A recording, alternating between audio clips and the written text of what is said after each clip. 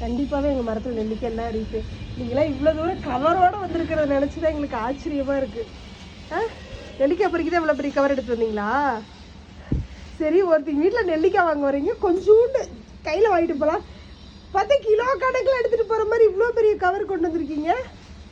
நீங்கள் 2 பேரும் ஒரே வீட்டில் தானே இருக்கீங்க, இவ்வளோ பெரிய கவர் ஆளுக்கு ஒரு கவர் கொண்டு வந்திருக்கீங்க. சொல்லுங்க. அவன் இல்லையா, அவன் கையில் தனியாக ஒரு கவர் வச்சுருக்கானு.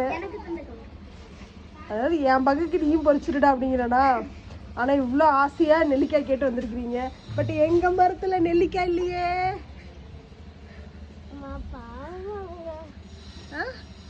பாரு, நெல்லிக்காய் ஒரு நெல்லிக்காய் கூட இல்லை.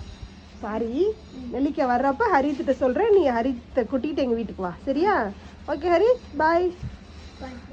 பாய் சொல்லு பாப்பா.